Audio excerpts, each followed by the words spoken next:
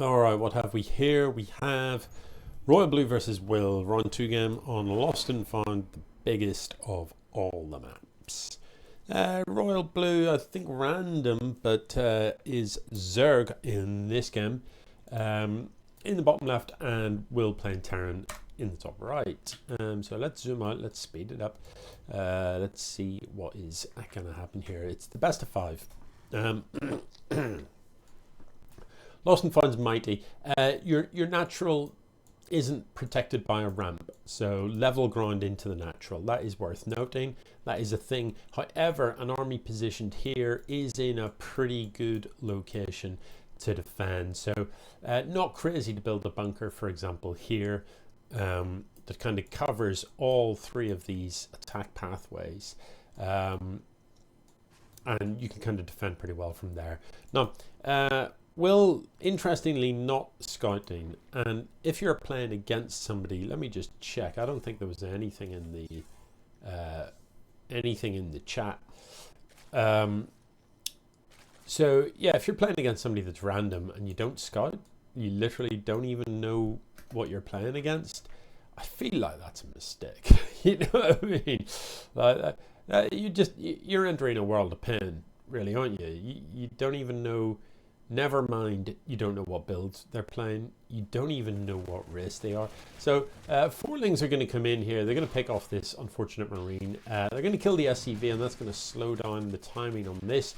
The other SCVs are pulled ready to repair at the top here. So the lings aren't going to be able to get in with the SCVs repairing. There's no way these 3 lings that are left can do enough damage to make up for the repair. And now that the Marine is out, it's going to chase it all away. But he's had to cancel his expo. And yeah, arguably sending another SCV down to just, because it was so close to finished and there was an SCV in location. I'd have been inclined to sacrifice an SCV to finish it because it only would have taken a few seconds. And then once it's finished, you can lift it in the air and it's safe.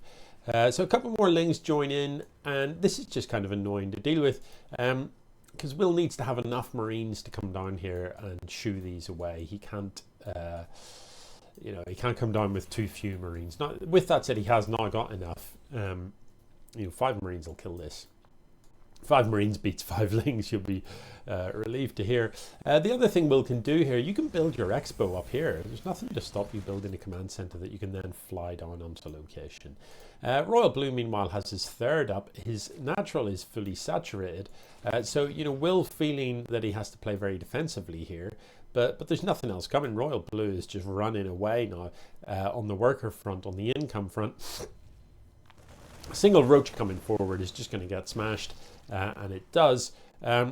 The army supply, though, worryingly in favour of RoyalBlu. So Will's going to find himself in a bit of trouble here. He can't really keep up with the Zerg production of 3 bases with his natural just coming down now. Now, with that said, if he gets a siege tank here with this complete wall off, that can be pretty powerful. But this is a fair old number of roaches, so he really needs that siege tank out and in position somewhere about here. You don't want it so far forward that the roaches can step in and focus it down.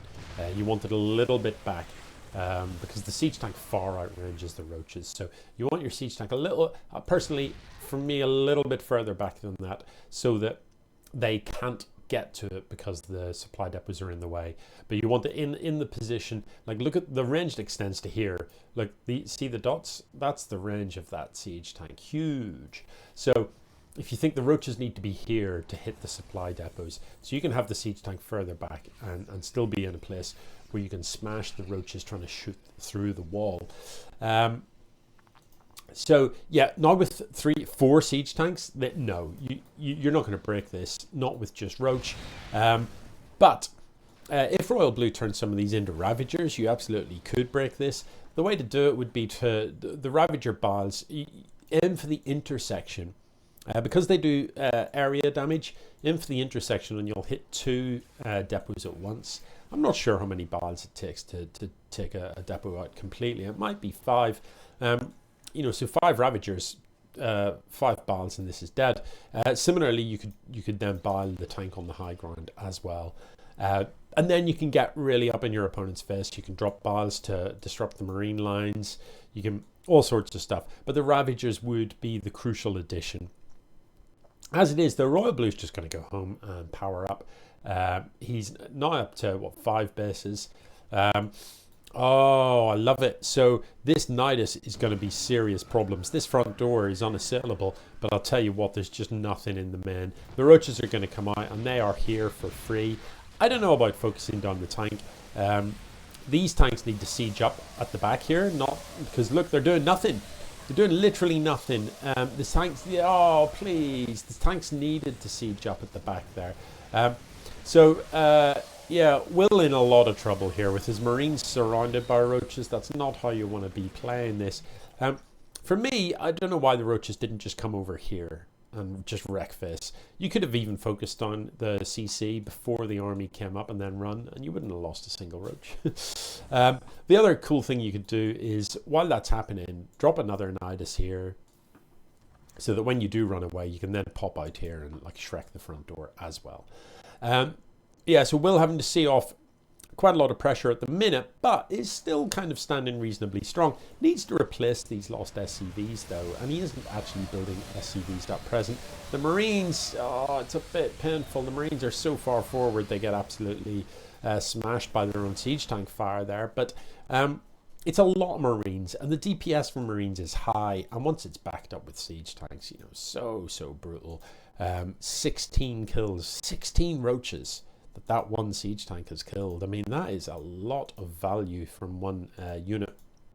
So those siege tanks just raining down absolute carnage on the roaches is hard to tolerate.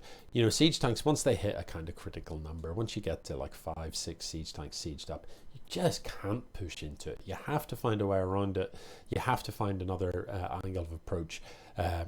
You know, so you have to kind of some sort of backstab, a pincer, whatever, get some air is another way to do it. So the mutants are going to come flying in and going to be really irritating. That's what mutants do best, they irritate.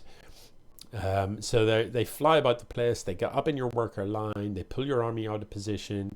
They're just a pain in the ass. Look at these, look at them, absolute knobs coming in here, killing this, that, the other, like so irritating to deal with. And of course RoyalBlu has money for this.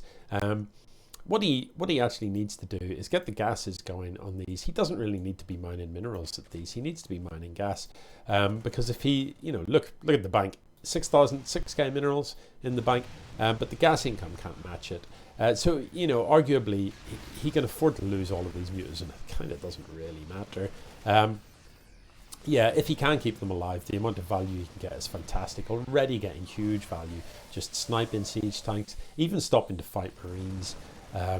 You know, and in general, you don't fight Marines with mutants, you run from Marines. But, you know, obviously if there's more mutants than there are Marines and there's no medevac support, why wouldn't you just pick them off? So yeah, the thing to focus really is the medevacs, because they're expensive. Marines are expendable. So in scenarios like that where it's only a small handful of Marines underneath sort of 5 medevacs, focus the medevacs, because, you know, kill 2 medevacs, and actually the splash from the mutants will also kind of go to work on the Marines a bit. But yeah, doesn't really matter. This is a tough situation for Will. But you notice, like, all of this muta harass, and there isn't a single turret in sight. There isn't a single widow mine in sight. Widow mines are incredibly effective against mutalisks. Very effective indeed. Mutalisks are soft targets, so the widow mines do splash.